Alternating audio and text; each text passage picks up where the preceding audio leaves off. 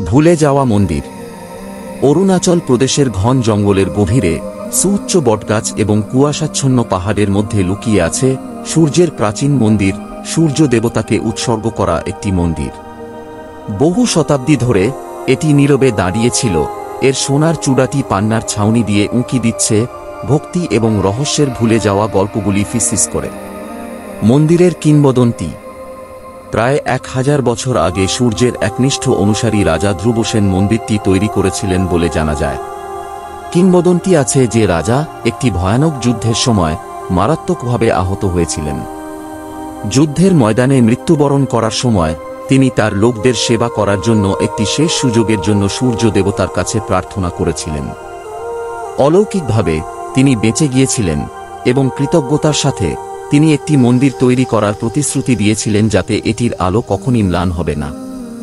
হাজার হাজার কারিগর, ভাস্কর এবং ঋষিদের সাথে মন্দিরটি বিরল সূর্যপাথর ব্যবহার করে তৈরি করা হয়েছিল যা সকালের আলোতে জ্বলজ্বল করে। মূল গর্ভগৃহে সূর্যের একটি সোনার মূর্তি ছিল, এর চোখগুলি সবচেয়ে বিশুদ্ধ হীরা দিয়ে ঘেরা, ভোরের প্রথম রশ্মি প্রতিফলিত করে।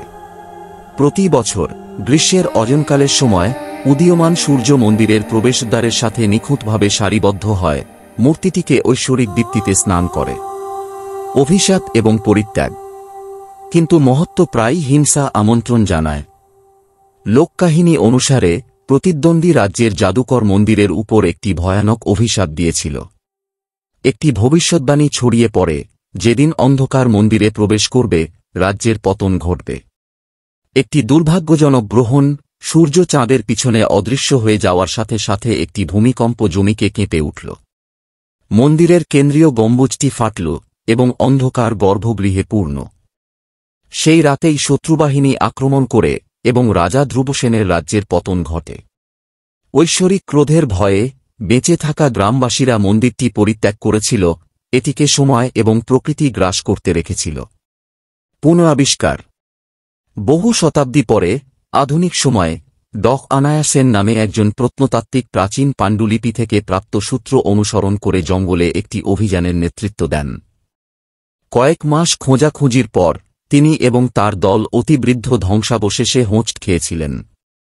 শ্যাওলা এবং পেঁচানো শিকদের স্তরের নিচে মন্দিরটি দাঁড়িয়ে আছে, এর খোদাইগুলি এখনও একটি গৌরবময় অতীতের গল্প বলে। তারা প্রবেশদ্বারটি পরিষ্কার করার সাথে সাথে ভোরের প্রথম রশ্মিগুলি পাথরের ফাটল দিয়ে বিদ্ধ হয়ে সূর্যের বিস্তৃত মূর্তিকে আলোকিত করে, যেন বহু শতাব্দী ধরে মন্দিরটি আবার আলো দেখার অপেক্ষায় ছিল। এখন সূর্যের মন্দিরটি ধীরে ধীরে পুনরুদ্ধার করা হচ্ছে, এর কিংবদন্তির পুনর্জন্ম।